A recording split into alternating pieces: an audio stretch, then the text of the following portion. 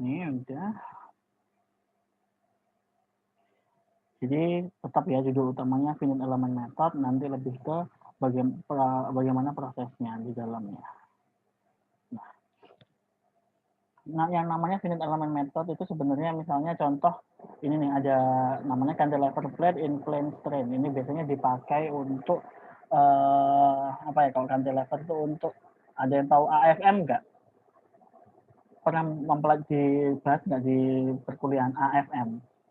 Pernah dengar mungkin? Karena Pak, kemarin ada yang buat resume gitu, AFM. AFM. Bisa cerita sedikit itu fungsinya buat apa yang dilihat sama dia kayak begitu?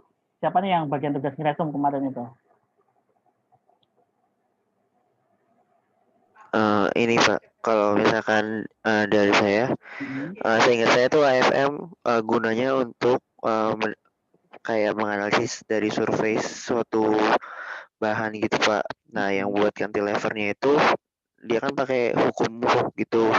Ya. Nanti ujungnya kayak uh, basicnya kayak digeser gitu nggak sih Pak? Benar, Nanti benar. nanti dia kayak nge-scan gitu, kayak naik turun dari surface-nya kayak gitu Pak. Ya. Bedanya sama FEM apa? Sama SEM? Sorry.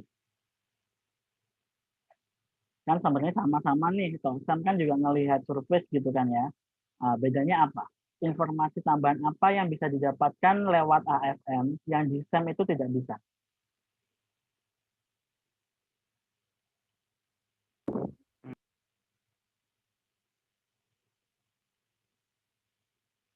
Ini siapa yang mau nambahkan nih?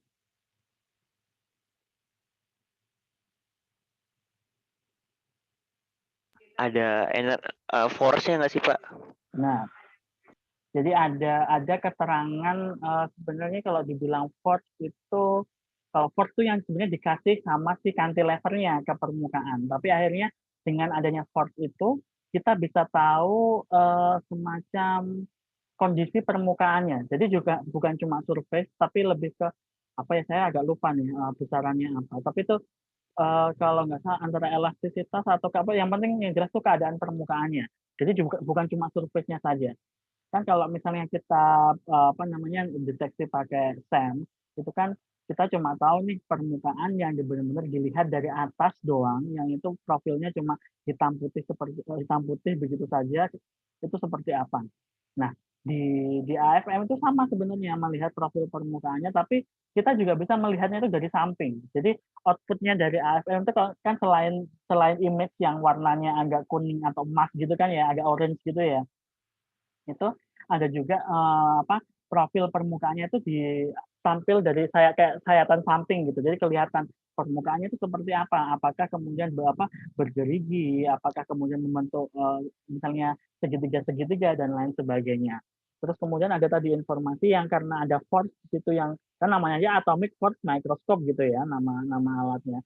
Jadi memang ada keterangan tambahan untuk mengetahui permukaan apa namanya, bahan yang dilihat itu seperti apa, kayak begitu. Dan lebih lebih detail mungkin ya dibandingkan dibandingkan menggunakan SEM, karena di sini gradasi permukaannya kayak kita sama sama ya, kayak kalau SEM mungkin karena warnanya apa lebih ke grayscale, hitam putih abu-abu begitu, kita bisa lihatnya kayak kedalaman dan lain sebagainya cuma dari warna doang, kita nggak bisa tahu lihat dalamnya tuh berapa kayak gitu kan. Nah, dengan menggunakan AFM tuh kita bisa tahu itu. Kayak misalnya tinggi kalau misalnya bentuknya ada lembah puncak. Nah, tinggi puncaknya berapa? Nah, itu bisa ketahuan dengan menggunakan AFM. Nah, ini cuma contoh aja ya ini. Kalau misalnya jadi kalau namanya finite element method itu bisa disebut juga sebagai finite element analysis, cuma penamaannya aja. Jadi banyak beberapa tambahan istilah yang akan nanti sering kita pakai ke belakang. Jadi ada namanya fixed boundary, atau istilahnya bagian dari apa yang kita modelkan yang itu tidak bergerak sama sekali. Kita buat fix kayak begitu. Jadi ini kalau misalnya ini gambarnya kotak ini ya, kita anggap cantilever plate ini Ini bagian yang sisi kiri di sini itu dibuat fix atau dinamakan fixed boundary.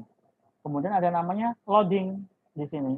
Loading itu berarti istilahnya pembebanan yang dia arahnya itu kalau misalnya ini dari atas begitu. Kalau ini arahnya dari atas,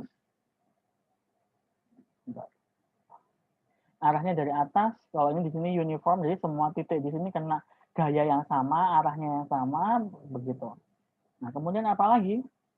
Nah, ini kemudian yang apa step FEM-nya yang kemarin. Jadi dari model yang ada dibagi menjadi bagian-bagian tertentu yang disebut elemen. Nah, bagian-bagian kotak-kotak persegi kecilnya ini namanya elemen. Kemudian tiap pertemuan garis pembaginya itu namanya node atau titik gitu atau simpul begitu. Nah, ini istilah-istilah yang akan sering kita ketemu. Ada node, ada elemen, ada loading, ada fixed boundary atau fixed constraint istilahnya nanti. Nah, itu ada lagi istilah lain kayak bentuk pembagian seperti ini. Nah, itu kayak kalau kemarin sudah sempat saya sebutkan itu namanya mesh atau proses meshing. Jadi membagi bagian tadi yang besar menjadi bagian-bagian yang kecil ini. Nah, ini istilah-istilah yang sering kepakai begitu ya. Apa nama ada geometrik model, jadi bentuk-bentuk geometriknya ada node, elemen, mesh, sama. Nah, ini cuma istilah lain aja ya. Diskritisasi itu ya ini membagi bagian kecil-kecil ini itu namanya diskritisasi atau istilahnya kalau misalnya kalian masih ingat pengolahan sinyal itu kan ada namanya sinyal diskrit, ada sinyal kontinu gitu kan. Kalau misalnya kita lihat apa namanya grafik begitu, kalau grafiknya lurus terus nyambung terus itu kan kontinu. Kalau misalnya didiskritisasi ya dibagi-bagi menjadi beberapa bagian yang kemudian dari satu titik ke titik lain tuh bisa diaproksimasi kira-kira berapa nilainya. Baru kalau digabung nanti dibandingkan dengan yang hasil kontinu itu pasti ada errornya sebenarnya karena namanya yang diskritisasi itu aproksimasi. Nah, tapi nanti akan mendekati hasilnya kayak gitu. Nah, di sini sebelum kita masuk yang di bagian FEM itu, di sini akan saya kasih contoh dulu beberapa case yang kemudian memang memanfaatkan FEM di sana. Jadi di sini ada contoh ada aircraft, jadi sebuah pesawat begitu ya. Di sini ada pesawat yang kemudian dari seorang engineer-nya dia ingin mengetahui mengenai drag force analysis. Jadi kemudian maksudnya drag force analysis itu kayak apa?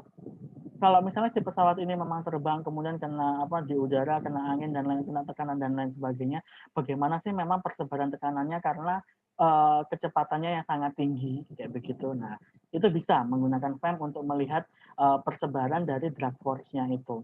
Nah, kemudian penyelesaiannya pakai apa? Nah, di sini penyelesaiannya di sini seperti yang saya bilang kemarin, sebenarnya di dalam FEM itu yang digunakan adalah persamaan diferensial parsial di dalamnya.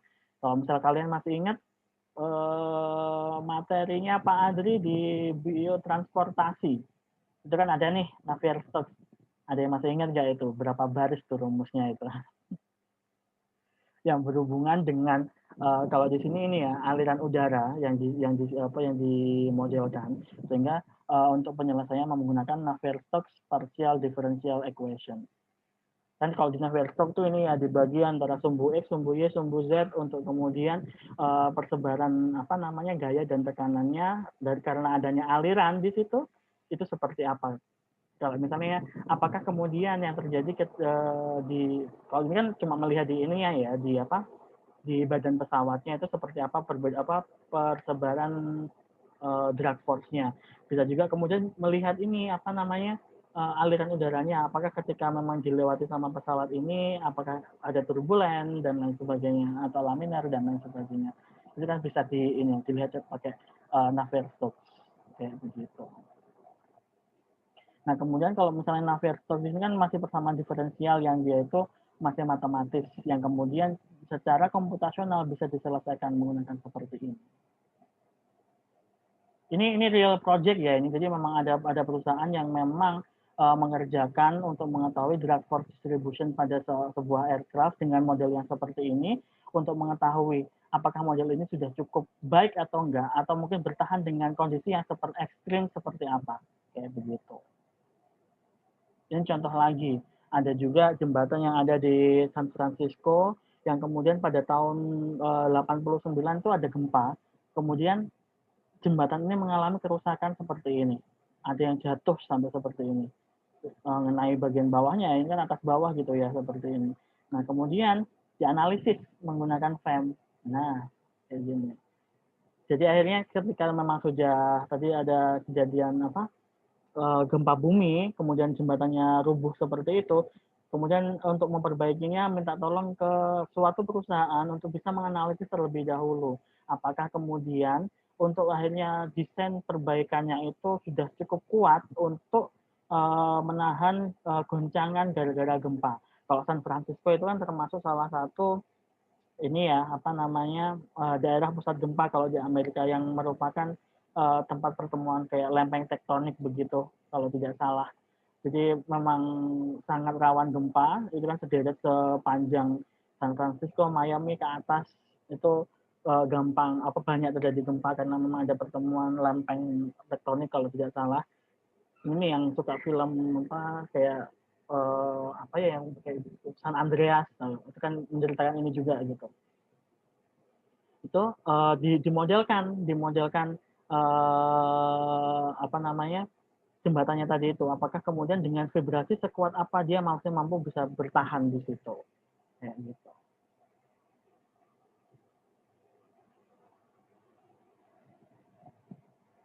Atau mungkin ini yang kemudian ada mobil dari Ford begitu, kemudian melihat ketika mungkin dia disimulasikan bertabrakan seberapa tahan sih bodi tubuh dari mobilnya.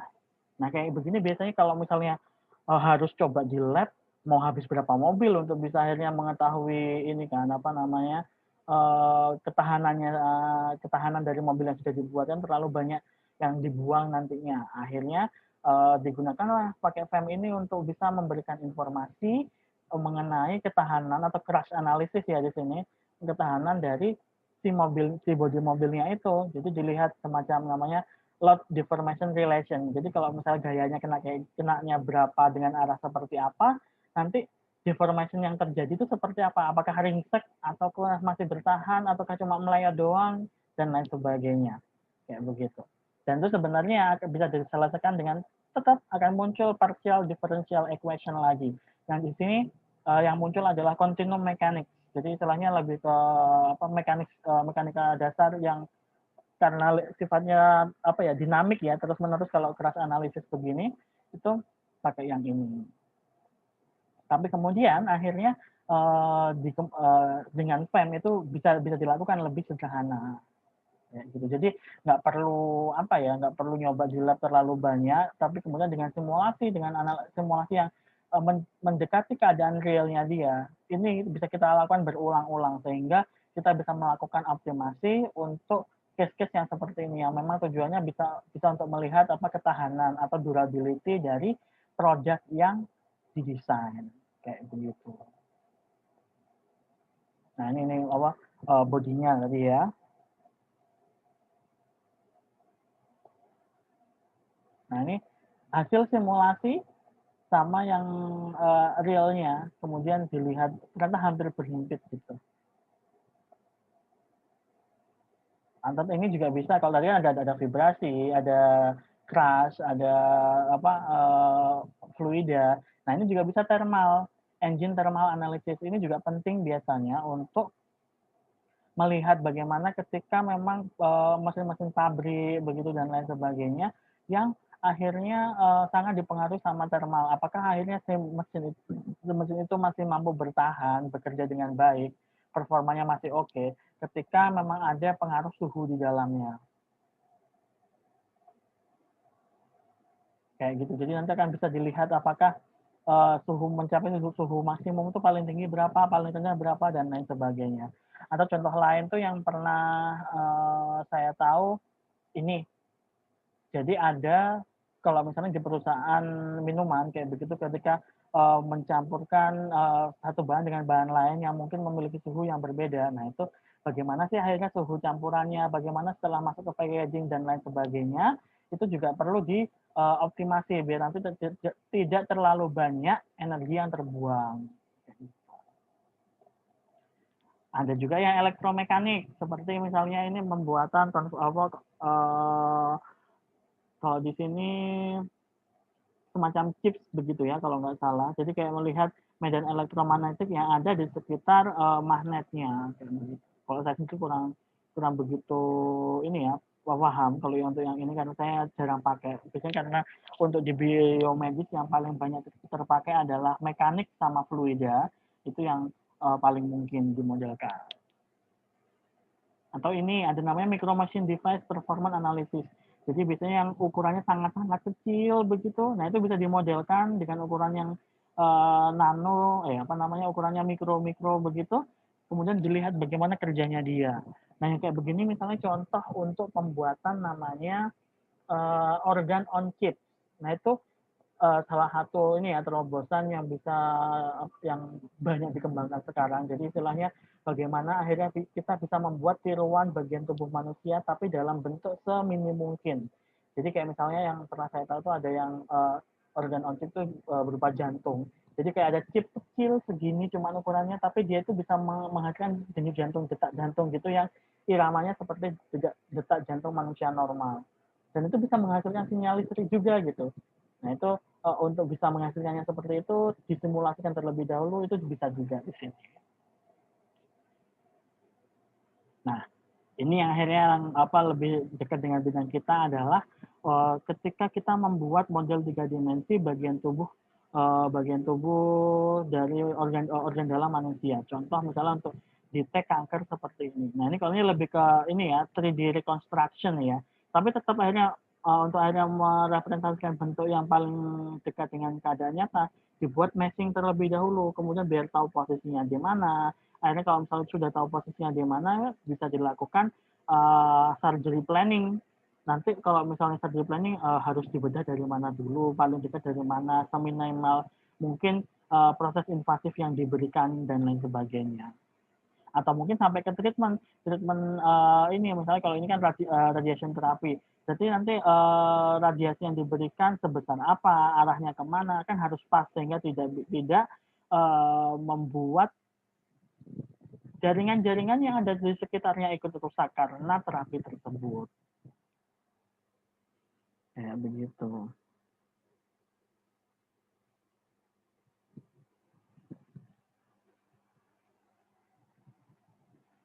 Kemudian ada juga, nah ini lebih pengembangan dari yang sebelumnya. Kalau yang sebelumnya di sini masih rekonstruksinya masih seperti ini, akhirnya dikembangkan lagi. Hasil itu kemudian dibuat menjadi virtual reality. Yang kemudian kalau ini adalah sebagai sarana pembelajaran untuk para dokter dalam proses pembedahan atau surgery kayak begitu. Jadi mulai dari sisi ukuran, posisi, letak, secara anatomis dan lain sebagainya itu sedekat mungkin dengan hasil scan-nya begitu, hasil yang sesungguhnya. Tetap ini akhirnya untuk membentuk lagi rekonstruksi seperti ini tadi menggunakan FEM, tapi mungkin kalau ini masih belum dihitung begitu ya, belum ada proses penghitungan output yang diminta apa karena lebih cenderung ke sisi visualnya yang diinginkan kayak begitu.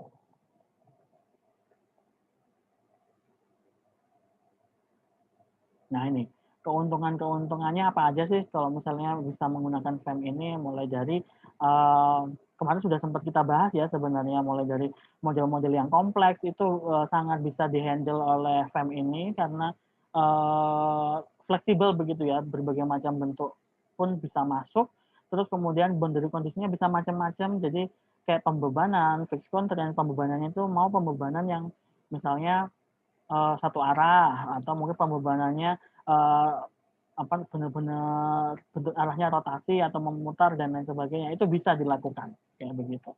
Contoh nih kayak kemarin ada yang misalnya ada nggak sih di sini yang proposalnya mau membuat ini screw, ada nggak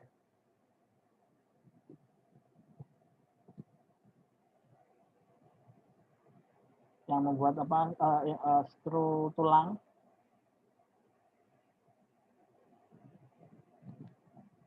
Adakah?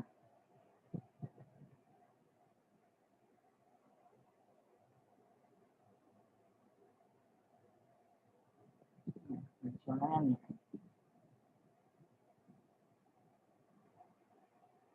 Nah, kalau misalnya membuat yang sekrup tulang itu kan untuk proses mau mengencangkan dan lain sebagainya kan arahnya memutar. Nah, itu bisa disimulasikan sekuat apa sih akhirnya yang diperlukan, apakah kemudian skrunya itu mampu bertahan atau enggak, atau kalau diputar itu dengan gaya berapa, apakah akhirnya skrunya itu mampu sampai misalnya ketemu dengan tulang dan lain sebagainya. Nah, itu bisa disimulasi. Terus materialnya pun bisa macam-macam, ada yang fasenya macam-macam ataupun komposit pun masih memungkinkan. Tapi biasanya kalau yang komposit itu cukup susah, apalagi yang organik begitu, karena nanti blendingnya seperti apa itu sangat mempengaruhi kayak gitu. Terus ukuran meshnya tadi, elemennya, tipenya itu sangat berpengaruh, jadi bisa diganti-ganti juga. Atau efek-efek yang dinamis atau yang berhubungan dengan waktu bisa dilakukan. Contoh, kalau misalnya ada namanya fatigue analysis. Ini biasanya dilakukan kalau secara apa namanya eksperimental itu di lab kayak dikasih gaya terus-menerus dengan gaya yang sama tetapi kecil misalnya ya, tapi itu misalnya 10.000 kali kayak atau mungkin setara dengan pemakaian misalnya 1 tahun dan lain sebagainya. Apakah kemudian si material tersebut atau implan atau produk tersebut tahan atau enggak, nah itu bisa ketahuan, bisa disimulasikan juga kayak gitu. Atau di sini untuk material-material yang non-linear, nah ini mostly kalau misalnya di tubuh kita sebenarnya itu non-linear semua ya, termasuk organ-organ dan lain sebagainya. Tapi kemudian ada cara untuk atau pendekatan yang dilakukan agar itu lebih dekat ke linear. Kenapa lebih dicari yang linearnya? Karena itu prosesnya akan lebih mudah untuk diselesaikan. Ya bayangkan aja kayak misalnya fungsinya cuma 2x plus 1 dibandingkan yang ada eksponensial atau trigonometri dan lain sebagainya gitu ya. Oke. Sampai sini dulu ada yang mau ditanyakan?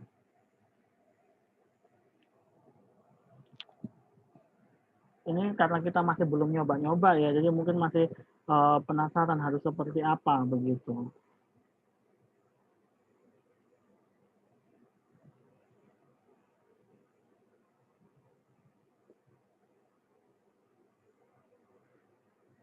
Ada yang mau bertanya? Belum ada, Pak. Belum?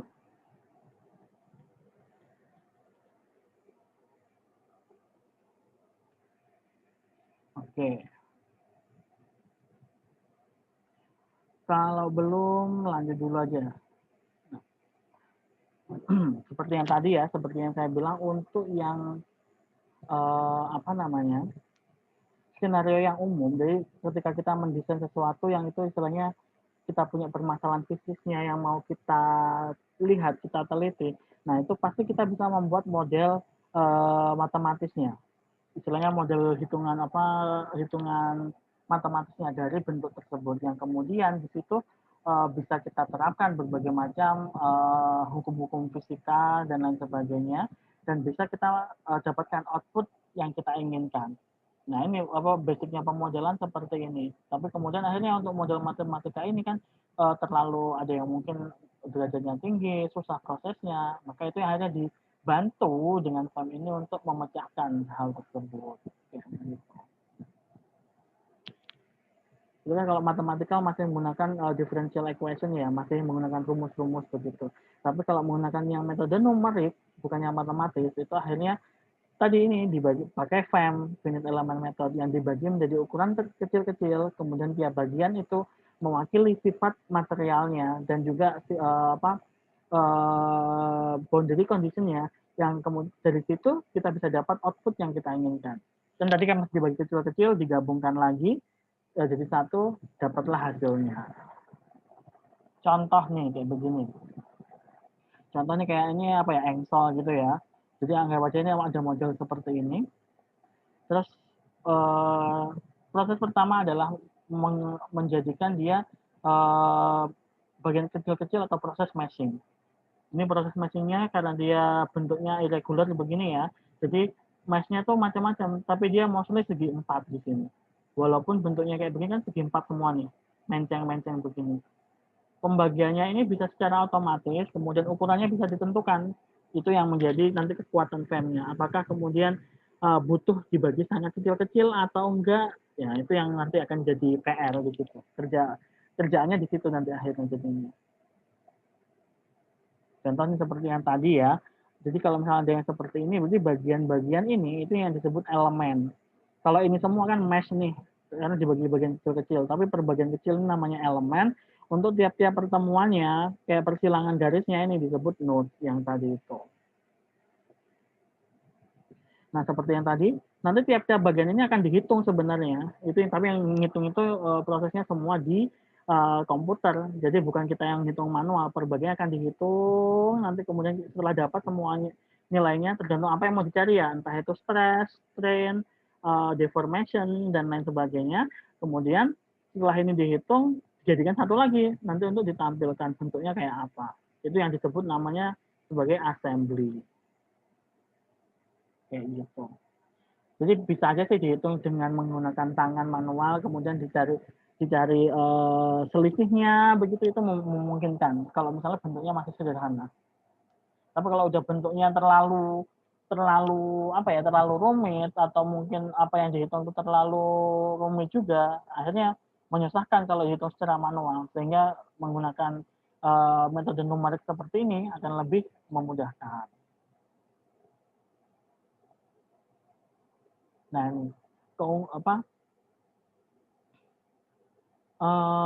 pemilihan model matematika mana yang akan digunakan, kan ini maksudnya ini ya, apa namanya, proses penyelesaiannya tadi ketika proses menghitung itu tergantung output apa yang kita ingin cari gitu. Jadi kayak outputnya itu menentukan prosesnya akan seperti apa. Kemudian matematika model yang paling efektif di sini adalah yang paling, kalau misal di sini effort di sini maksudnya itu computational burden. Jadi lebih ke biar nggak terlalu banyak proses di dalamnya. Nah, itu yang paling efektif berarti. Kemudian, nah ini, the numerical solution is only as accurate as the mathematical model. Jadi hasil yang didapatkan dari apa namanya proses FEM ini akan dia cuma seakurat modelnya saja. Jadi kalau misalnya dibandingkan dengan yang apa realnya pasti ada perbedaan, tapi di situ gapnya diharapkan mungkin tidak terlalu jauh. Tergantung model matematika yang dipilih untuk bisa menyelesaikan permasalahan tersebut. Kayak gitu. Ini masih yang tadi ya prosesnya. Jadi ketika mungkin ada permasalahan, sudah ditentukan modelnya, kemudian dihitung secara numerik, tadi menggunakan FEM, dapat hasilnya. Hasilnya make sense nggak? Kalau misalnya make sense, oke, selesai. Kalau nggak make sense, nah ada dua proses nih. Ada namanya refine analysis. Refine analysis itu gini, apa namanya, model matematisnya atau bentuk modelnya itu yang diubah, diperbaiki di situ. Atau kalau misalnya ini bukan seperti ini, tapi prosesnya, nah mungkin di sini masih di awal, model yang di awalnya itu yang bermasalah, itu yang harus diubah kayak begitu. Dua cara ini. Kalau ini lebih ke proses, kalau ini yang di awal banget inputkannya. Kayak gitu. Nah, kalau misalnya mau membandingkan hasil model numerik tadi dengan model matematiknya, itu verifikasi berarti ya. Tapi kalau misalnya ini ke permasalahan, itu validasi. Biasanya juga dicek sih. Biasanya untuk hasil simulasi itu akan lebih dipercaya ketika mungkin hasil yang terbaik tetap akan dilakukan di eksperimen. Jadi ada ininya ya, tetap akan ada validasinya apakah benar-benar kemudian hasilnya tersebut atau model matematika tersebut mampu memecahkan masalah yang ada. Nah, ini contoh diskritisasi yang saya bilang tadi itu. Kalau misalnya suatu persamaan itu kan mulus begini, tapi proses diskritisasi atau yang finite elemen ini ya dibagi-bagi menjadi bagian-bagian tertentu. Yang kemudian tiap bagiannya nih sebenarnya dia itu aproksimasi atau perkiraan atau apa ya, ya perkiraan yang paling tepat gitu. Makanya dia agak putus-putus atau patah-patah gitu, tapi bentuknya mendekati bentuk yang sesungguhnya. Ini juga, ini yang dua dimensi. Nah, ini contoh yang tadi. Nah, kalau misalnya dibagi seperti ini, sebenarnya tiap titik, tiap nodes ini, itu dihitung di sini. dihitung, kemudian setelah dihitung dijadikan satu lagi, kayak begitu, kayak tadi yang apa, proses assembly tadi. Nah ini bedanya nih, beda model matematis yang digunakan. Kalau ini pakai yang linear, jadi lurus-lurus semua. Tapi kalau yang ini pakai yang kuadrat di sini, dia lebih smooth akhirnya. Ini sama ini, bedanya adalah yang ini lebih smooth, lebih halus, kalau ini lebih patah-patah yang di sini. Nah, sekarang elemennya. Elemen di sini tergantung jenis jenis modelnya. Apakah modelnya itu 2 dimensi, 3 dimensi, dan 1 dimensi, bisa yang garis doang begini. Nah itu kalau misalnya garis doang ya tinggal bagi 2 atau berapa gitu ya. Tapi kalau misalnya 2 dimensi nih bisa macam-macam, bisa kotak, bisa kemudian segitiga, jajar jenjang, dan lain sebagainya. Kalau yang 3 dimensi, nah ini bisa kubus, bisa 5 segitiga, ada yang segi 5, apalagi ya, 2 itu sih yang paling sering. Nah ini contohnya nih, ini dibagi yang balok semua nih di sini. Bukan balok, ya balok sih ya ini. Terus kalau misalnya yang 2 dimensi ini dibagi segitiga semua. Tapi bisa kalian lihat, ukurannya bisa berbeda-beda tergantung, misalnya ini nih. Ini mungkin yang di sini bagian paling krusial nih, makanya dia dibuat paling rapat dibandingkan bagian-bagian yang lain. Kalau ini mesh-nya dia balok-balok mungkin. Kayak gitu. Jadi tetap semua bagian modelnya itu menjadikan bagian kecil sesuai dengan jenis mesh yang dipilih kayak gitu.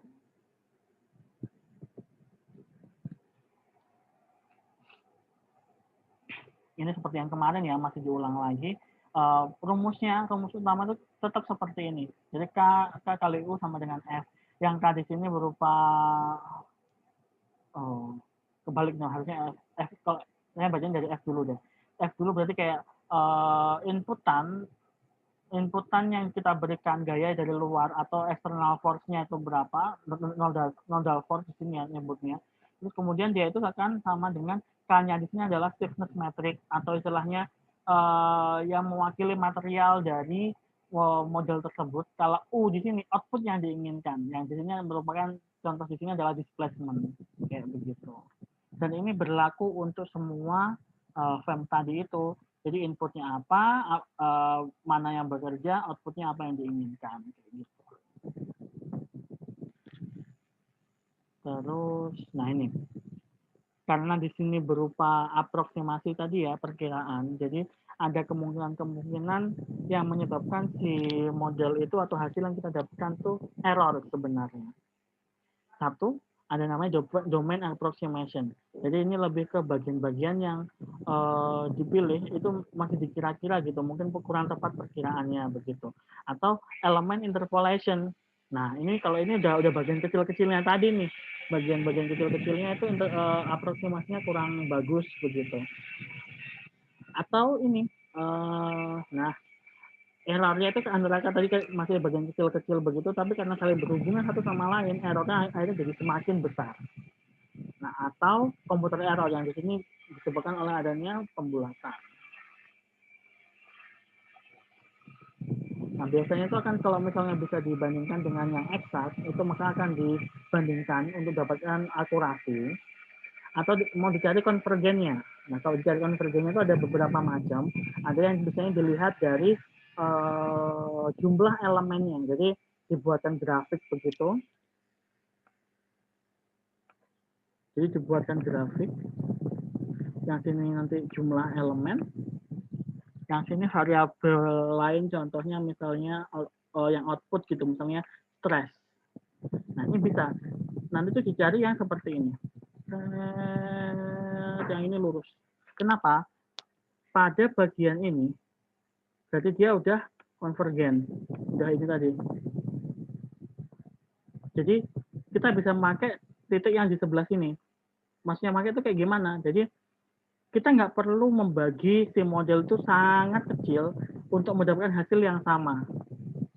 Ini kan sama di sini ya posisinya. Jadi dengan jumlah elemen sekian, misalnya ini dianggapnya X gitu ya, itu sudah cukup daripada kita menggunakan yang di sini.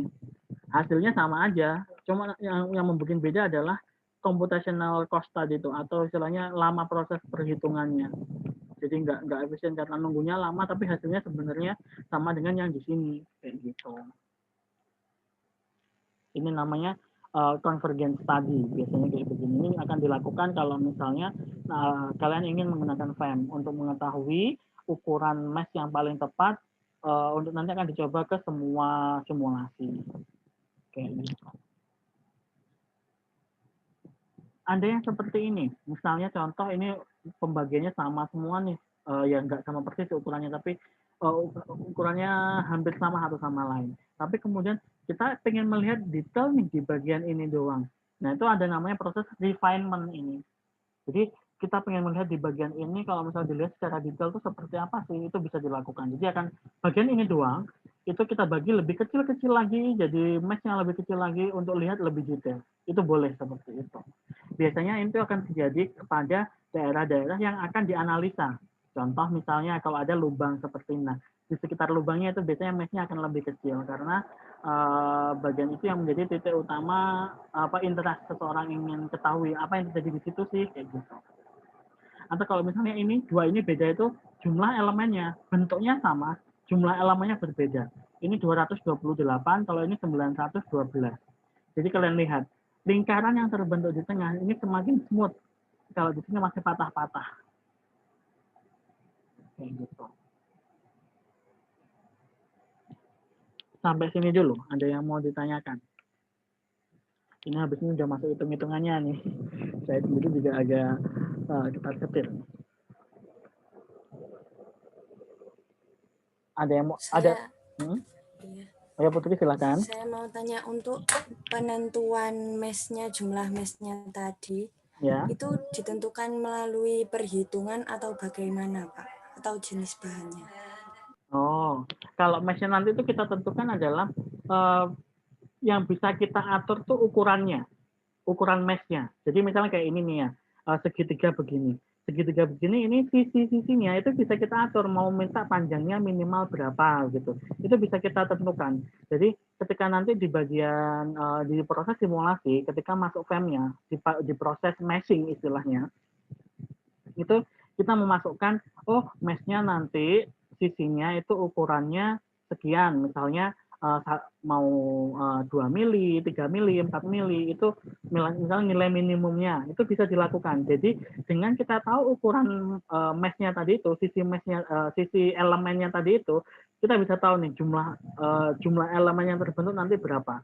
Tapi itu kita nggak akan menghitung manual, akan dihitungkan oleh si program, nanti ada keterangannya. Oh, jumlah elemennya sekian, jumlah node-nya sekian, kayak gitu. Jadi yang menentukan tadi, ukuran sisi dari jenis elemennya. Itu yang menentukan. Tapi kalau material tidak, karena material itu kita yang menentukan. Kita milih material kayak apapun, nanti mesh-nya nggak akan berubah sebenarnya. Tergantung ukuran yang kita pilih tadi itu aja.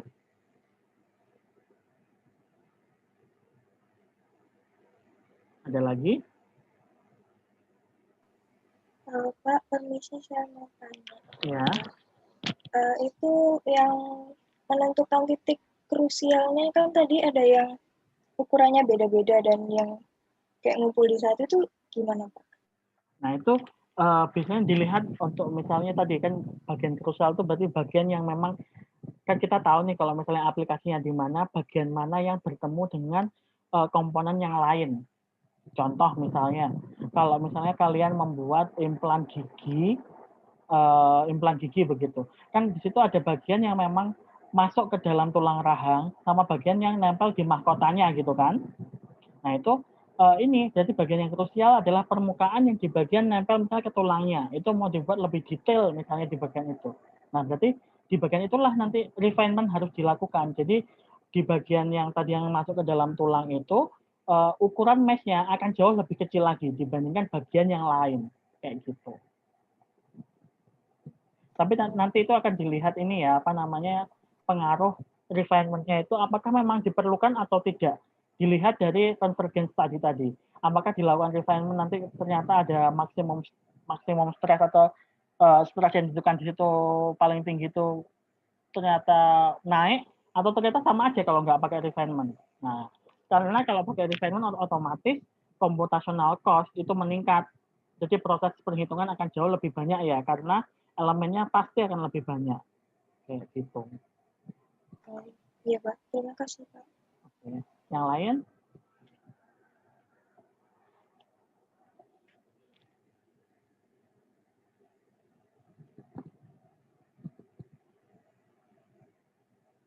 Ada lagi? Kalau misalnya bingung ini ya, sampaikan aja daripada nanti sudah kelewat malah sudah jauh tapi nggak ngeh gitu di awalnya. Tapi yang jelas yang harus kalian pahami adalah tadi itu apa perannya simulasi ini seperti apa sih akhirnya untuk mendukung pembuatan atau proses desain biomaterialnya nantinya. Di sini mulai dari yang bentuk-bentuk terutama yang bermain sama 3D printing itu sangat bisa sebelum kalian melakukan 3D printing disimulasikan terlebih dahulu untuk akhirnya bisa diprediksi begitu prosesnya itu atau mungkin yang dibutuhkan itu seperti apa. Karena kalau misalnya di 3D printing, kalian kan bisa menentukan tuh volumenya itu mau berapa persen sih, apakah padat beneran itu yang 100% atau berongga gitu. Pengaruh nggak nanti sebenarnya itu benar-benar kalau misalnya contoh buat screw gitu ya, itu sangat pengaruh sebenarnya karena akan pengaruh ke kekuatan ketika kita melakukan proses insersi atau dimasukkan ke dalam tulang. Itu berbeda sekali antara yang volumenya compact ataupun yang dibandingkan dengan yang berongga kayak gitu.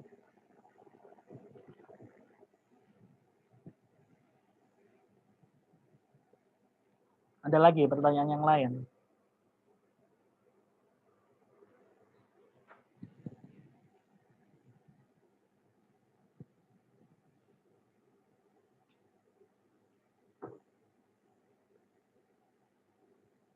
Di sini ada nggak yang kemungkinan kalau mungkin untuk proposal atau skripsinya harus pakai simulasi terlebih dahulu? Ada Pak, saya. Putri diminta simulasi kayak gimana Putri? Itu Pak, lumbar tulang belakang. Screw tadi itu? Stres lumbarnya Pak, bentuk lumbarnya. Oh, tulangnya langsung gitu ya berarti? Iya. Okay. Pakai FEM juga? Mau pakai apa nanti? Ya pakai FEM Pak. Pakai ANSYS ini juga atau pakai aplikasi lain rencananya? Rencananya pakai ANSYS dulu Pak. Sudah punya modelnya? Modelnya ya belum. Nah itu mungkin nanti PR-nya Putri nanti mungkin antara karena kan tulang ya, nanti mungkin coba aja cari ini apa model 3D-nya tulang lumbarnya doang, diambil lumbarnya doang, itu yang nanti buat bekal simulasinya. Kayaknya banyak deh kalau misalnya kayak begitu, tinggal cari. Biasanya itu ada yang spine lengkap, tapi nanti bisa diambil salah satunya gitu. Langsung raw model tulangnya gitu Pak, nanti di software-nya seperti itu apa? Iya, jadi tapi saya belum pernah cari sendiri gitu ya. Itu ada memang yang misalnya kalau lumbar kan ada banyak ya, lumbar itu ada berapa? 5 juga kan? Iya. 5 ya? 5 atau berapa? Ya 5 ya. Ada 5 kan itu. Nanti satu lumbar dengan lumbar yang lain kan bedanya dari sisi anatomis cuma bentuknya biasanya. Tergantung nanti Putri mau fokusnya di mana. Nah di situ di apa namanya di model yang sudah dipilih itu di apa ya semacam di download bentuk 3D-nya. Nanti itu yang dijadikan input untuk di FEM-nya. Itu nanti kalau bisa cari file yang bentuknya IGES, itu yang udah paling enak biasanya. .IGES filenya. Soalnya banyak model apa file 3D-nya itu ada yang .3DZ, 3D apa begitu. Nah, nanti cari yang IGES itu kalau untuk masih diedit masih bisa atau mungkin masuk ke ANSYS-nya oke, atau ke software yang lain pun juga oke. Atau kalau nggak ada yang IGES apa ya kemarin satunya STL. Mungkin bisa dicari itu untuk sebagai bekal buat apa skripsinya. Yang filenya itu .ign saya tulis di ini ya. sama .stl. Ini dua yang sering dipakai. Tapi yang paling saya sarankan yang .iges. Baik, Pak. Terima kasih. Oke, ada selain Putri ada lagi mungkin? Sudah, Pak. Nah, kemudian kita lanjut nih. Nah, ini agak matematis, tapi tetap nggak terlalu apa ya, nggak terlalu sampai ke menghitungnya, tapi lebih konsepnya yang harus dipahami. Jadi di sini lebih ke bagaimana sih akhirnya proses perhitungan VAM itu di dalamnya itu seperti apa. Nah, itu sebenarnya persamaan diferensial seperti ini yang muncul di dalamnya. Cuma proses ini semua dikerjakan oleh komputer. Tapi tetap ketika mau mengerjakan seperti ini harus tahu sebenarnya apa yang terjadi di dalamnya kayak gitu. Misal nih ada istilah bar sama beam. Kalau bar itu istilahnya cuma garis doang, tapi yang dia itu translasi. Kalau beam itu dia tuh yang bisa diputar kayak begitu.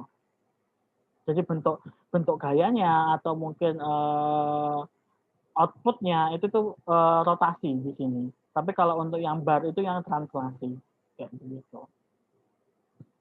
Differential equation-nya kayak gimana? Nah, untuk yang beam dia tuh yang udah derajat 2. Tapi kalau untuk yang bar itu masih derajatnya 1 kayak begitu.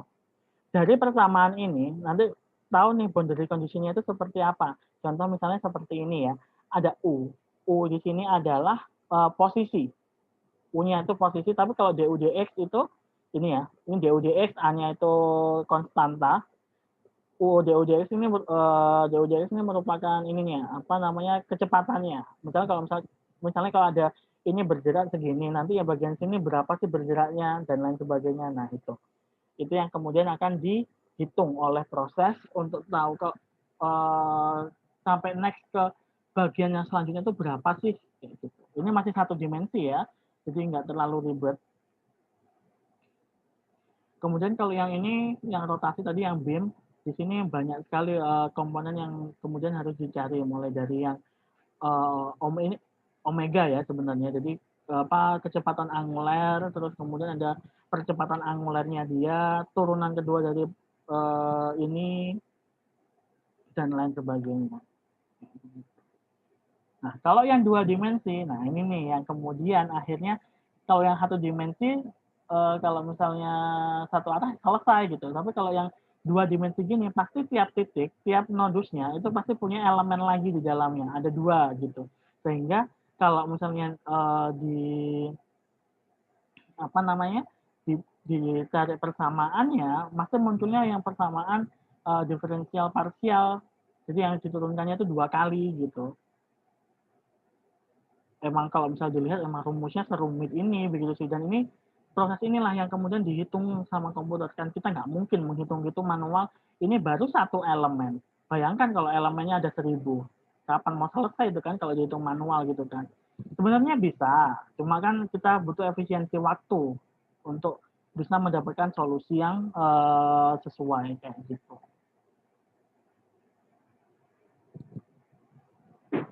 Nah ini kembali lagi ke yang tadi itu.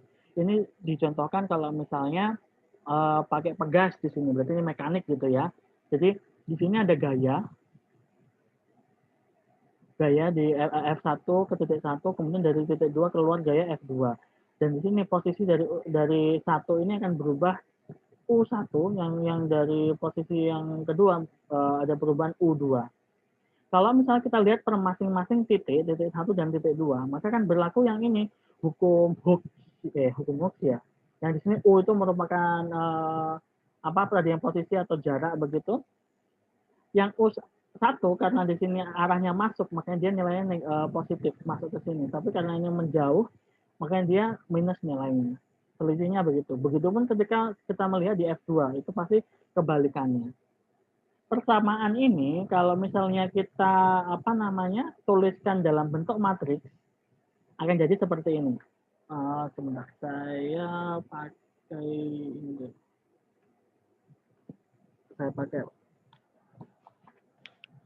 PowerPoint dulu untuk menjelaskan.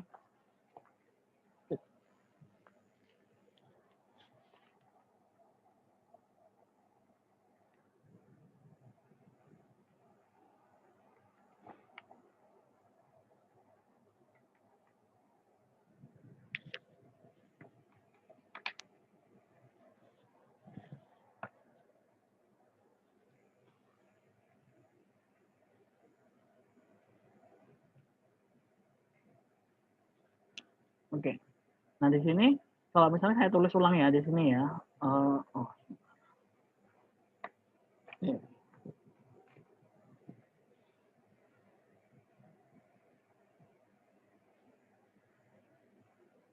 Di sini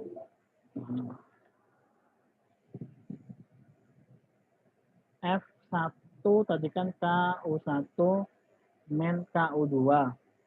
Terus kemudian F2 min KU1 plus KU2. Ini kalau saya tulis dalam bentuk matriks.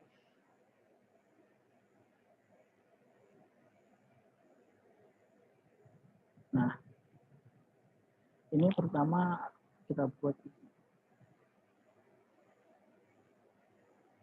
Nah, kita tuliskan di sini U1 sama U2-nya dulu. Yang ini merupakan output tadi kan sudah ini sama ini itu output. Ini sama ini itu input. Yang ada di tengah ini merupakan kayak materialnya, sifatnya si material. Apa contohnya? Ya ini ada konstanta pegas. Itu sama aja kayak misalnya kalau di material itu ya modulus Youngnya, Poisson ratio, terus apa lagi? Densitas. Jadi yang sifat-sifat materialnya gitu. Nah, kalau kembali ke sini, nah F1 sama dengan K kalikan U1. Berarti di sini K. Min K kalikan U2. Di sini min K. Kok tahu bisa ngisinya gitu? Berarti gini, kayak perkalian matriks. K dikalikan U1, min K dikalikan U2. Yang F2 juga sama, baris kedua. Di sini pertama kan dikalikan U1, berarti di sini min K. Yang ini K untuk yang U2. Nah, ini kalau kalian ingat-ingat tadi, di bagian awal, ini adalah matriks F. Ini matriks K. Ini matriks U. Yang rumus utama FEM tadi itu. Ini contoh ini apa basicnya di sini dari sini. Dan ini berlaku untuk semua apa namanya? Semua kasus begitu.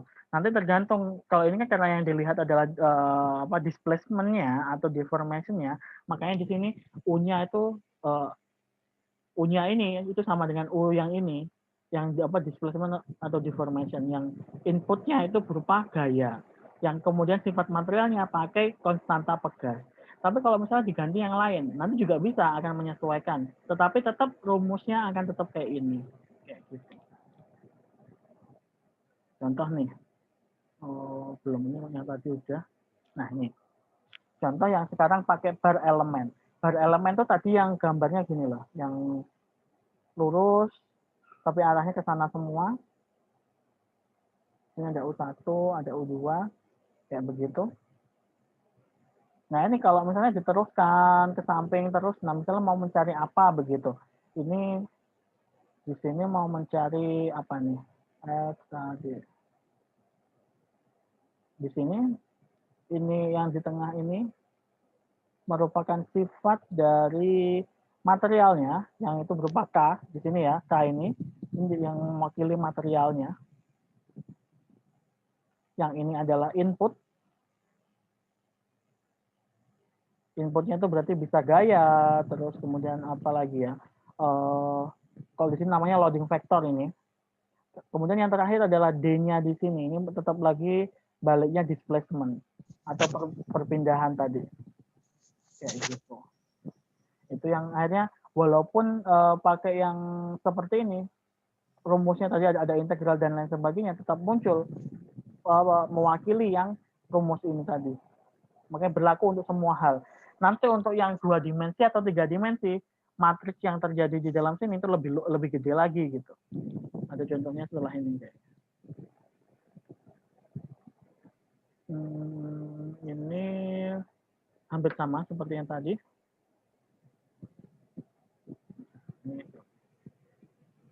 Nah, ini pun sama kayak tadi.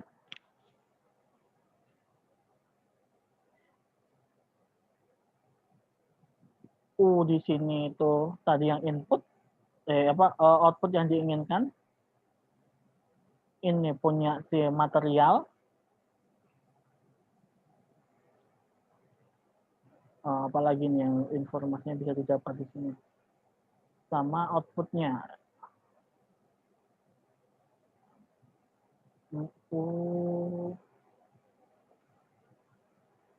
Bentar. Ini berarti yang menjadi inputnya. Bentar, saya lihat. Agak berbeda yang ini.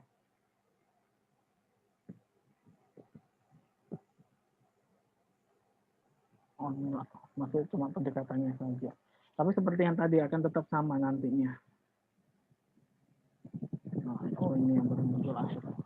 Tetap seperti yang tadi ya. Dan ini masih persamaan yang awal tadi, lanjutannya yang ini akan didapatkan nilai ini yang matriks punyanya yang merupakan sifat dari materialnya di sini akan muncul seperti ini.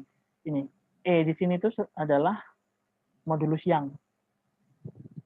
Stress per strain. A-nya luas penampang, L-nya itu panjang di sini. Terus kemudian F-nya itu yang dari gaya eksternal atau load vector yang isinya itu berupa gaya dari luar tadi. Atau entah itu bisa gaya ataupun tekanan itu juga bisa. Yang D di sini, D itu di sini yang jadi output tadi, yang dia itu displacement, perpindahan posisinya dia. Ya begitu. Tetap akan rumus yang pertama tadi yang kepakai di sini. Harusnya semua akan tetap terwakili. Entah itu yang mekanik, entah itu yang thermal, ataupun fluida, akan tetap seperti ini endingnya. Jadi harus tetap bisa terwakili menjadi rumus ini. Ya, begitu.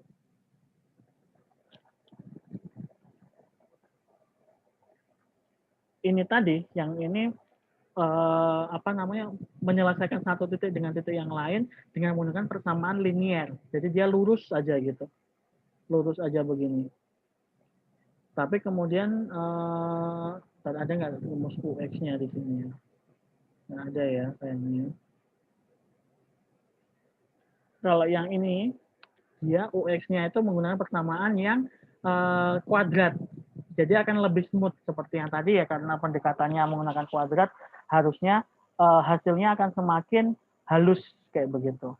Tetapi karena menggunakan persamaannya lebih rumit, otomatis di sini kalian lihat di bagian yang matriks dari materialnya itu akan semakin kompleks. Tadi kalau yang masih linear cuma 2x2 nih. Tapi kalau untuk yang sekarang kuadrat jadi 3x3. Karena titiknya pun nambah 1 di tengah di sini. Kalau yang tadi kan cuma 2 ya. Yang tadi cuma 2, 1, 2. Yang ini karena titiknya nambah, jadi akan ada 3 komponen. Terus kemudian di sini akan berubah tadi itu. Karena dia pakai kuadrat.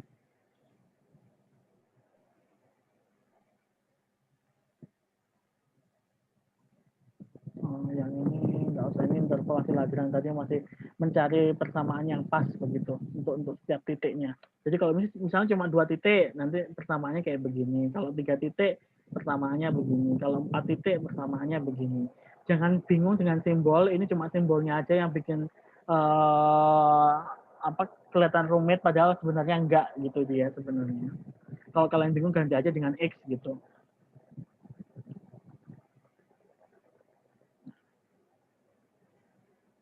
Kalau ini contohnya, kalau misalnya ada gabungan.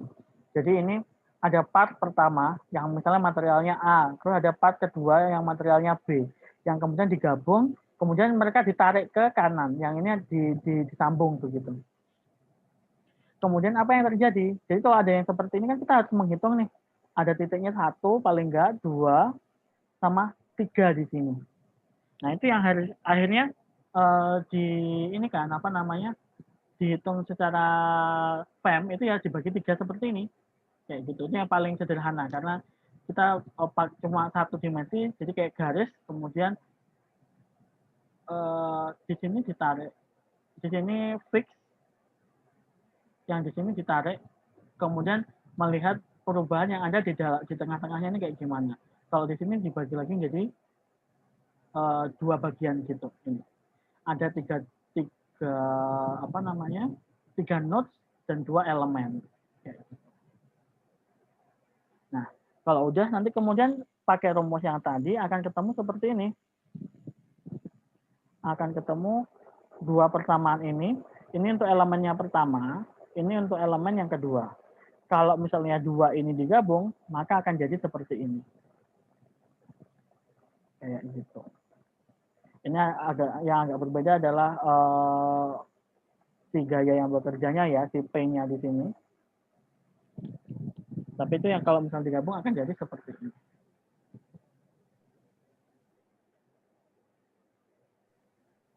Nah, kemudian setelah sudah dapatkan yang hasil gabungan ini, dimasukkanlah apa namanya, info-info yang diketahui. Contoh, di sini dari persamaan tadi itu kan ini ada U1, 2, 3.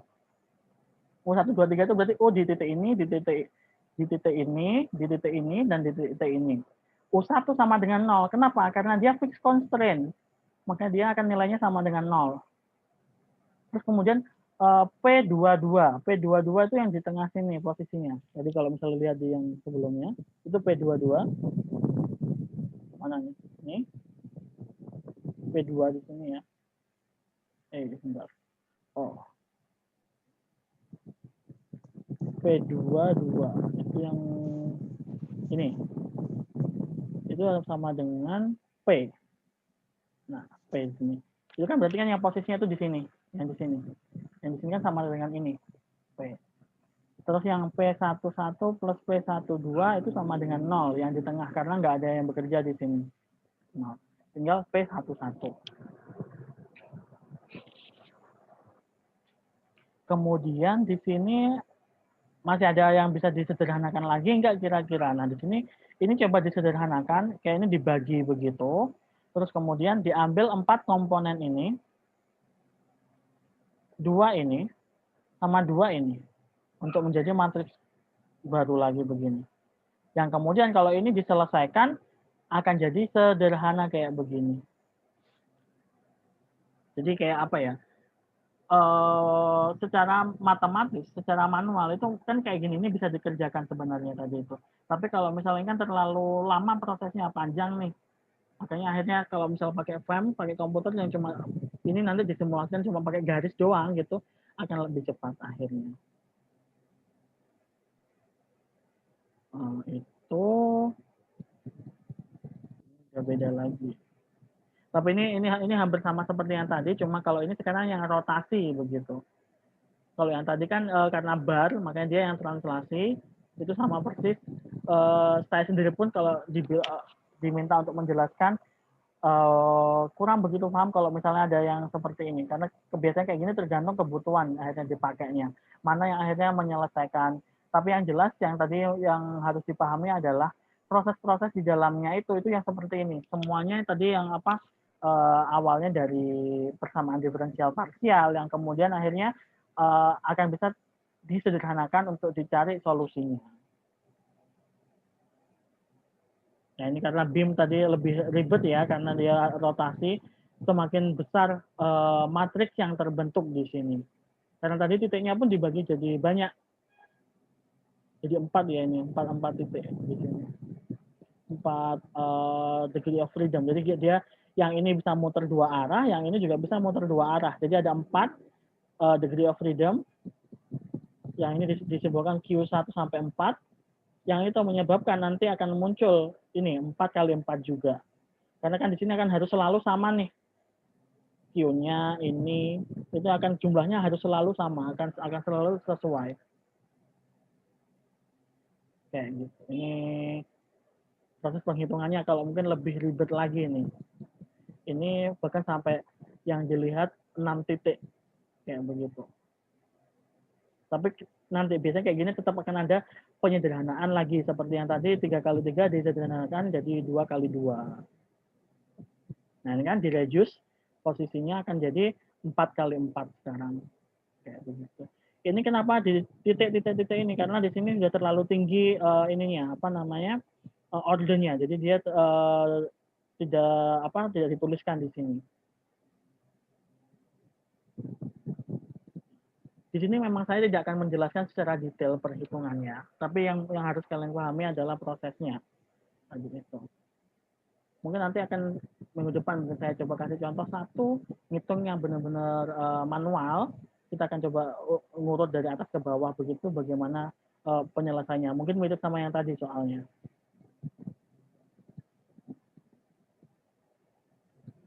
Ini kalau misalnya yang perbedaan misalnya menggunakan kuadratik atau menggunakan yang kubik kayak begitu, ada bedanya ternyata hasilnya.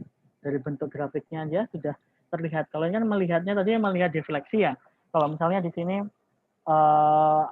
ada batang, kemudian ditahan di 2 titik, terus kemudian dapat gaya dari atas. Dia melengkungnya seperti apa sih? Nah, itu kemudian akan berbeda satu sisi dengan kalau misalnya model matematika yang digunakan berbeda. Kayak ini pakai yang kuadratik, ini yang pakai kubik, hasilnya berbeda jadinya. Ini masih sama. Nah, ini lebih besar lagi nih. Kalau tadi itu istilahnya beam, yang sekarang ada namanya frame. Kalau ini gabungan antara bar dan beam, kemudian jadi frame. Di sini yang rotasi sama yang translasi digabung jadi ada 6. Akhirnya muncul matriks 6x6. Ini akan selalu mengikuti tergantung tadi input dan outputnya. Kayak gitu.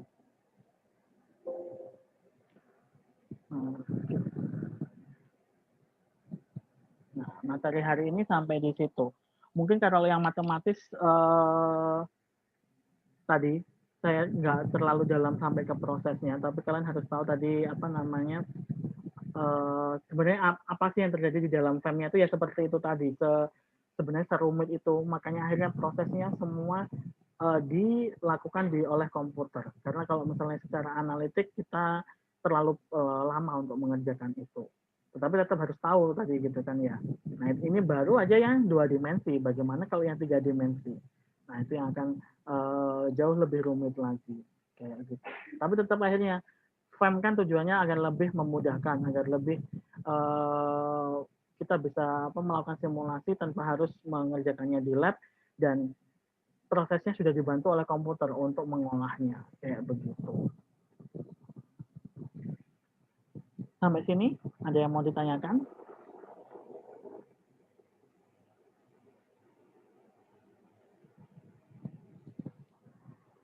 Kita masih ada 20 menit nih.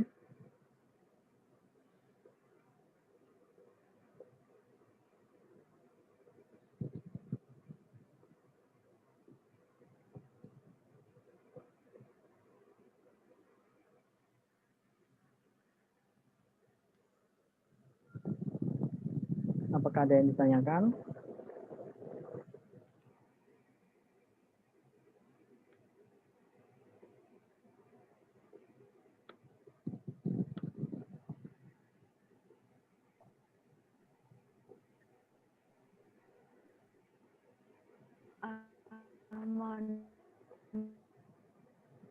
Halo, suara siapa ini? Agak putus-putus. Anin, suaranya putus-putus.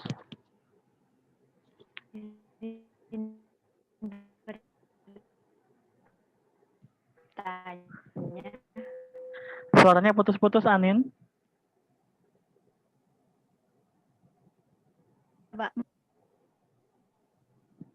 Halo.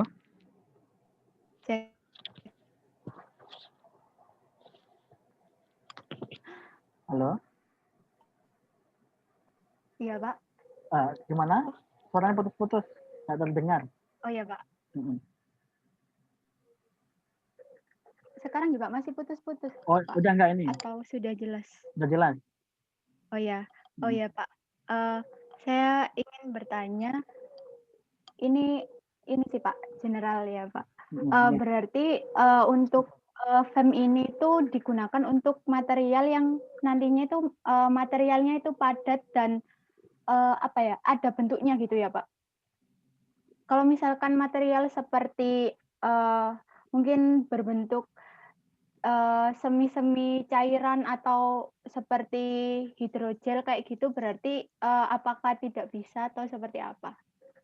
Oke, bagus nih poinnya nih. Nah, untuk simulasi FEM ini sebenarnya hampir semua yang punya sifat fisik itu bisa disimulasikan. Tetapi kemudian akhirnya kalau untuk di apa namanya, di aplikasinya biasanya itu terbatas jenis materialnya gitu. Kalau misalnya apa namanya, misalnya Anin membuat yang hidrogel yang memang bentuknya udah pakem kayak gimana, itu bisa disimulasikan. Kayak contoh apa ya, hidrogel yang bentuknya buat nukleus pulposus misalnya, itu kan hidrogel bisa tuh. Itu kan udah ada bentuk tertentunya dia kayak gimana. Nah itu kalau misalnya udah tahu bentuknya seperti apa, kemudian kita bisa tahu karakteristik material yang dipakai itu kayak gimana. Itu bisa kita simulasikan. Asalkan tadi yang agak susah ketika yang digunakan itu merupakan polimer organik biasanya, itu yang agak susah karena sifatnya kalau organik itu biasanya dinamis karena tergantung banget sama hasil campurannya, apalagi kalau komposit gitu ya dicampurkan, itu biasanya yang susah menentukan kayak bisa nggak kita tahu Poisson rasionya berapa, bisa nggak kita tahu modulusnya berapa, sedangkan itu kan syarat inputnya untuk dilakukan simulasi kayak gitu, susahnya mendapatkan informasi itunya biasanya untuk dilakukan simulasi. Tapi kalau memungkinkan bisa banget untuk disimulasikan berarti. Kayak contoh nih untuk yang organ tubuh manusia, untuk akhirnya mensimulasikan misalnya tulang, mau otot, mau tendon, mau ligamen, itu sudah ada yang melakukan, dan yang mereka lakukan adalah mereka mencari informasi-informasi karakteristik material dari paper-paper yang sudah melakukan penelitian tentang itu gitu. Contoh misalnya, oh kalau ligamen ini dia tuh punya modulusnya sekian, kayak begitu. Terus karena dia material dari ini Poisson rasionya sekian, yang atau range-nya sekian sampai sekian, bisa dicoba-coba gitu. Nah itu bisa untuk dilakukan simulasi, karena untuk simulasi yang terutama yang ini muskuloskeletal itu sudah banyak dilakukan kayak gitu. Kalau misalnya bentuknya cair sekalian gitu, itu bisa juga kan, karena tadi yang fluida itu bisa juga disimulasikan kayak aliran darah, aliran misalnya penyaringan di ginjal kayak gitu, itu bisa disimulasikan. Berarti itu berbeda lagi sama yang dilakukan meshing gitu, Pak. Kalau untuk yang cairan itu, kan kalau ini tadi kan dibagi-bagi dulu kayak gitu, Pak. Untuk benda-benda yang padat, berarti kalau misalkan untuk material-material yang nantinya itu aplikasinya itu materialnya cair itu berarti bisa juga. Bisa juga, dan prosesnya sama ya. Yang namanya finite element method. Tetap kan tadi kalau misal bentuknya cair, di sini kan kita membuat modelnya pun kan ada bentuknya gitu ya. Maksudnya ada ruangannya gitu kan. Ada kayak misalnya tadi misalnya Anin kalau misalnya mau membuat yang hidrogel gitu ya, kan pasti hidrogelnya itu juga punya bentuk tertentu kan? Iya enggak? Paham maksud saya ketika, Pak, nanti ketika diaplikasikan kayak gimana bentuknya gitu ya? Gimana Anin? Iya. Putus-putus lagi nih suaranya, atau sinyal saya ini sebenarnya.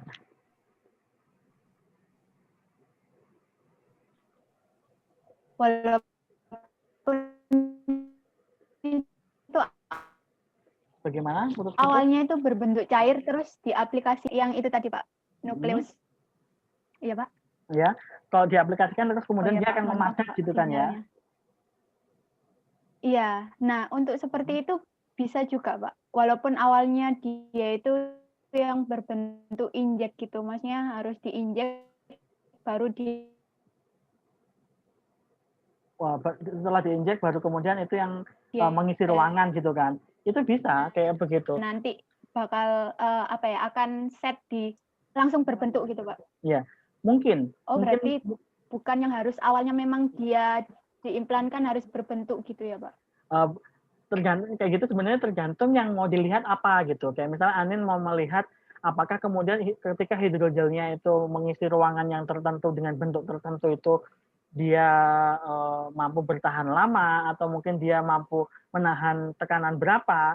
Nah, itu bisa dilakukan. Berarti kan itu proses simulasinya setelah si hidrogel memiliki bentuk tuh kayak begitu. Paham nggak maksudnya? Oh ya Pak. Ya berarti di simulasi setelah dia itu udah set gitu ya Pak? Iya, benar Sudah sekali. mengalami proses setting gitu. Ya, Oh, atau iya, kalau Pak. misalnya tadi ketika proses injeksi, itu pun bisa juga disimulasikan. Apakah kemudian proses injeksi ini kalau misalnya materialnya ada bahan aktifnya atau kayak misalnya apa ya contoh ya, dia ini apa responsif terhadap suhu misalnya. Kayak ketika sebelum diinjeksikan dia cair, keluar dari injeksi dia langsung padat. Kita butuh tahu berapa lama sih dia akan memadat. Nah, itu bisa kayak gitu juga. Tetapi akhirnya tadi itu kayak iya, harus kita bisa tentukan parameter-parameter yang memang diperlukan untuk simulasi itu. Contoh misalnya nih, kalau misalnya aplikasinya injeksinya mau di tulang belakang. Nah, suhu lingkungannya berapa sih di situ? Terus kemudian suhu yang ada di dalam suntikannya itu berapa sih? Kan itu kan yang mempengaruhi nanti sampai misalnya si hidrogel atau cairan yang di dalam suntikan tuh keluar setting kemudian. Kayak gitu.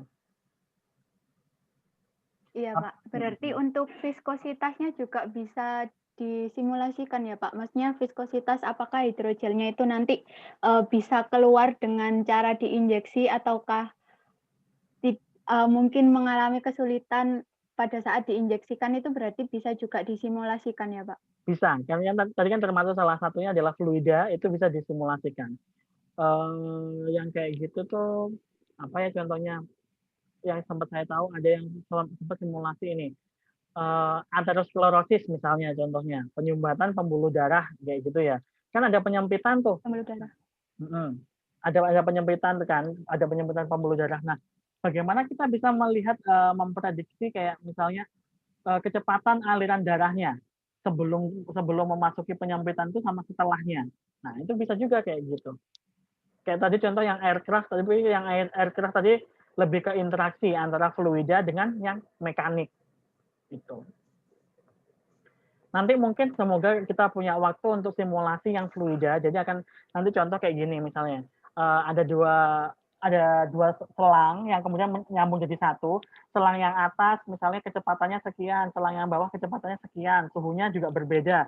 Kemudian jadi satu selang nyambung begitu, outputnya jadi berapa? Nah, itu bisa disimulasikan. Ini kan contoh sederhana. Termasuk nanti masalah viskositas kayak gitu.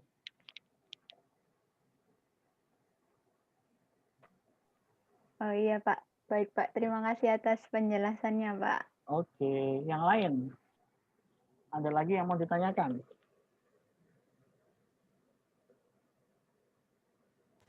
Saya mau bertanya lagi. Oh iya Putri. Ya, itu soal bahan yang akan digunakan. Itu kan sudah tersedia engineering datanya Pak ya. Itu Ya. kayak apa viskositas kayak apa identitas bahannya itu bisa diganti-ganti custom apa paten di situnya Pak, di perangkat lunaknya Pak ya. Oh, itu bisa kita inputkan. Potensis. Bisa kita inputkan tergantung kayak misalnya nih kalau yang ada di aplikasi itu biasanya udah yang material pakem gitu kan ya. Materialnya udah pasti yang ini dan biasanya mereka satu jenis kayak begitu. Tapi kalau misalnya ada yang misalnya contoh polimer yang dia itu punya misalnya range-nya itu cukup lebar dan kalian pengen spesifik satu, nah itu bisa diinputkan. Kalian inputkan tapi tadi at least kalian harus punya informasi ada yang modulus, terus kemudian Poisson ratio, sama satu lagi density. At least mungkin 3 itu sudah bisa running. Kalau simulasinya mekanik gitu. Kalau fluida biasanya ditambah sama viskositas, apalagi ya, shear stress, apalagi ya kalau fluida, suhu mungkin. Itu tapi kayak gitu bisa disetting. tergantung kebutuhannya mau apa saja. Jadi kita bisa menginputkan material yang kita inginkan yang mungkin itu tidak ada di library si aplikasi tersebut. Tapi jelas yang kita inputkan harus ini ya, based on literatur, harus dari literatur bilangnya seperti apa, yang kemudian itu menjadi dasar kita untuk menggunakan material tersebut di simulasi, kayak gitu. Baik Pak, sama tanya lagi, kalau seumpama kira-kira kalau tulang disimulasikan alirannya fluent gitu, apa namanya kayak terdegradasi di scaffold, terdegradasi di darah itu seperti apa Pak? Bagaimana? Ada sih yang begitu. Jadi melihat bagaimana pengikisan itu terjadi ketika si implan itu misalnya diimersi atau dikenai aliran darah gitu ya.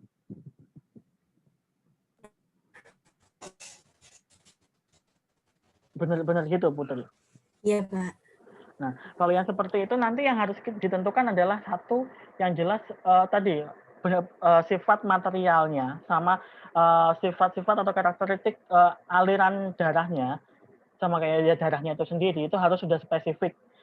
Kemudian kayak apa namanya kalau itu biasanya prosesnya agak lama karena dia dynamic. Jadi istilahnya nggak yang sekali proses jadi. Kalau misalnya yang mekanik kan sekali proses kemungkinan selesai ya. Kayak misalnya mau cari deformasi, mau cari stres, mau cari strain, itu sekali proses selesai. Tapi untuk proses yang dynamic itu dia berulang kali. Karena untuk melihat tadi misalnya mau melihat proses pengikisannya setelah misalnya gini, misalnya setelah dialiri darah selama 2 hari atau 3 hari, apa yang terjadi sama si implan? Atau mungkin kalau hitungannya hari masih belum ngefek ya, lebih lama lagi. Apa yang terjadi sama si implan? Nah itu kayak bisa dilihat, saya kayaknya ada beberapa, bisa saya carikan papernya yang berkaitan dengan itu untuk apa ya, biodegradation istilahnya kayak begitu. Kalau mungkin sudah pernah cari Putri, jadi kayak benar-benar melihat ini dari hasil simulasi nanti terlihat terkikisnya dia kayak gimana, bagian mana yang terkikis, kalau alirannya dari mana, seberapa banyak yang terkikis, itu bisa diprediksi. Iya Pak, gitu. Terima kasih.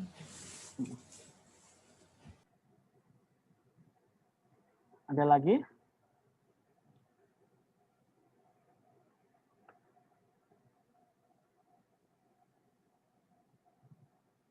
Ayo nih yang lain yang masih belum bertanya, ini cuma sedikit ya yang join hari ini, kayaknya biasanya harusnya 20 sekian, ini cuma 18 nih. Hati-hati sama ininya, apa namanya, presensinya, karena kalau misalnya kurang nanti nggak akan bisa ikut ujian.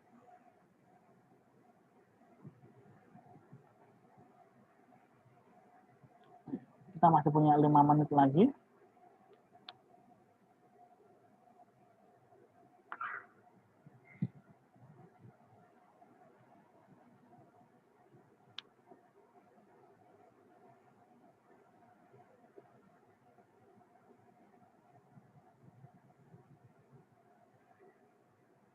Ada lagi yang mau bertanya? Sambil saya nyari tadi nih. Yang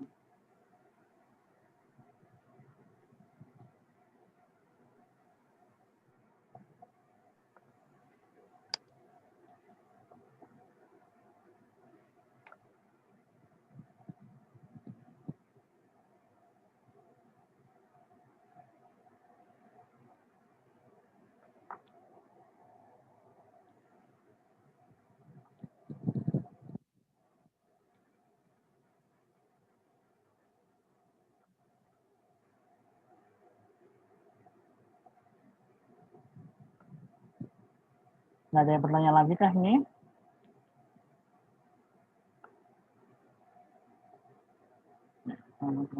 Tunjukkan salah satu yang tadi ditanyakan Putri barusan.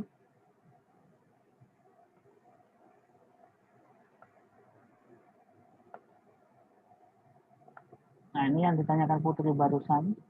Ini mereka membuat magnesium, scaffold dari magnesium. Terus kemudian kayak gini scaffoldnya. Kelihatan nggak? Kelihatan, Pak. Oke. Nah, ini mau dicoba jadi mereka kan coba eksperimen kemudian dibandingkan dengan simulasi. Nah, ini kalian lihat hasil simulasinya kayak begini. Ini hasil FEM ini. Dilihat ini setelah 1 hari, 2 hari, 3 hari. Kemudian 3 macam ini tadi, 3 macam apa scaffoldnya dengan perbedaan ukuran porusnya. Kalian bisa lihat di sini semakin berkurangnya kayak gimana. Kemudian sama mereka dibandingkan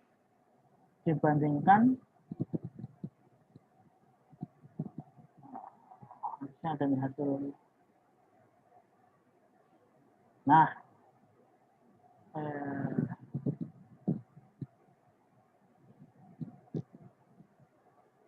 oh ini masih pakai hasil FEM-nya nih.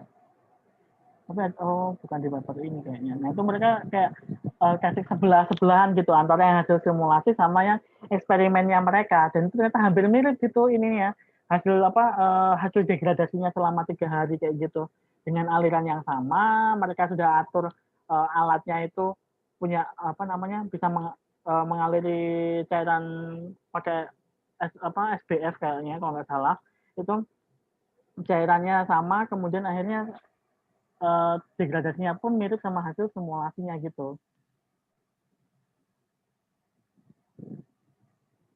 Nah, ini masih bentuk-bentuk ini proses meshingnya tadi itu. Ini kan ini ada penahannya di sini, fixed constraint-nya, terus kemudian gayanya dari atas begini.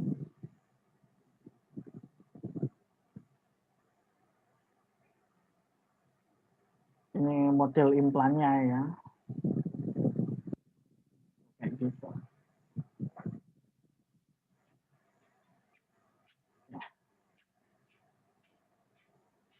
Waktunya udah mau habis nih, ada lagi mau ditanyakan? Ya, kalau misalnya tidak ada, sekian untuk hari ini. Terima kasih. Tetap jaga kesehatan ya semuanya.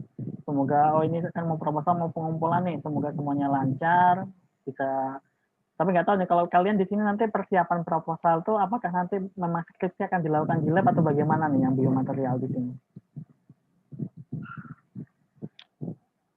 Ada yang bisa kasih ini? Sepertinya sih di lab, Pak. Tapi kalau lagi kondisi kayak gini, kita juga masih kurang tahu gitu kalau nge-labnya gimana. Soalnya kan masih di rumah masing-masing. Kalau untuk ini, maksudnya apakah proposal ini memang tetap ini ya, semua diniatkan akan melakukan di lab gitu ya berarti nantinya? Skenario di awal masih begitu gitu ya? Iya, Pak. Belum diubah. Misalkan harus, emang udah dari pertama belum di skenarioin kalau misalkan kita nggak akan ke lab gitu, Pak. Jadi masih dianggapnya kita akan ke lab gitu.